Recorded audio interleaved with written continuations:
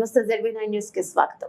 పెద్దపల్లి జిల్లా అధ్యక్షులు మాజీ శాసనసభ్యులు కోరుకంటి చందర్ ఆదేశాల మేరకు కోల్కతాలో వైద్యురాలిపై జరిగిన అత్యాచారం దాడిని నిరసిస్తూ బీఆర్ఎస్ పార్టీ పట్టణ అధ్యక్షులు బొడ్డు రవీందర్ ఆధ్వర్యంలో గోదావరికని ప్రధాన చౌరస్తాలో క్యాండిల్ ర్యాలీ నిర్వహించారు. కార్యక్రమంలో కార్పొరేటర్ కల్వచెర్ల కృష్ణవేణి, వడ్డపల్లి శంకర్, చిలకలపల్లి శ్రీనివాస్, సంధ్యారెడ్డి, సమ్మెట స్వప్న, ఇరుగురాల శ్రావణ్, తోకుల రమేష్, శ్రీనివాస్, పాలడుగుల కనకరాజు, బోయిని రాజశేఖర్, కోడి రామకృష్ణ, బచ్చలి రాములు, కనకలక్ష్మి, తిరుమల మాధవి తదితరులు పాల్గొన్నారు.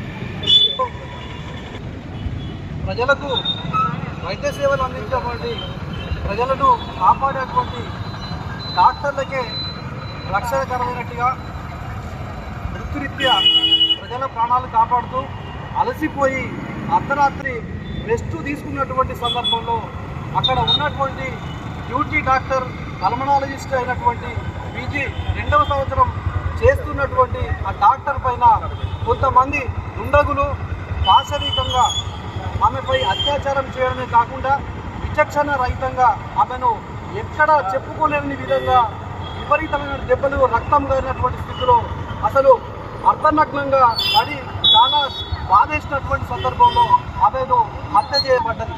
ఈ చర్యను మేము బీఆర్ఎస్ పార్టీ రామగుండం కార్పొరేషన్ పక్షాన ఖండిస్తా ఉన్నాం తీవ్రంగా. ఇక్కడ దేశంలో స్వాతంత్రం వచ్చిన దగ్గర నుంచి 78 సంవత్సరాలు పూర్తి చేసుకున్న తర్వాత కూడా ఇంకా కూడా మహిళలపై ఇటువంటి అఘాత్యాలు కేంద్ర ప్రభుత్వం దేశవ్యాప్తంగా కావచ్చు, రాష్ట్రంలో కూడా జరుగుతూ ఉన్నాయి. కానీ ఈ అమానవీయ ఘటన ఈరోజు మన కలకత్తాలో చూడడం జరుగుతూ ఉంది.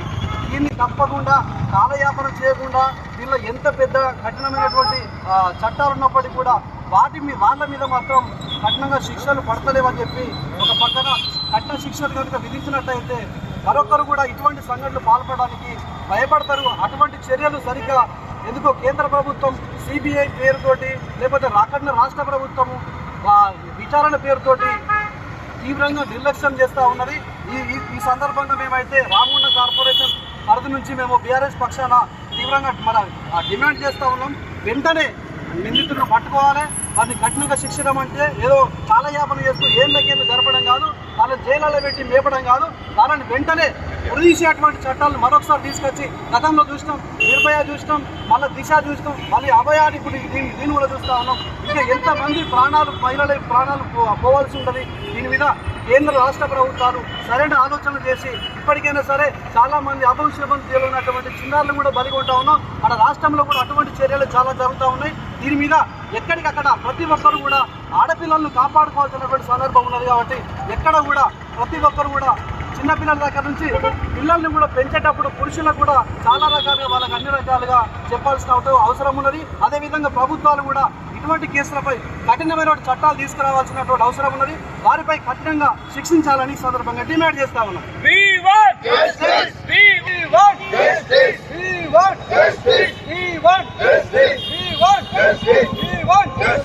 want justice.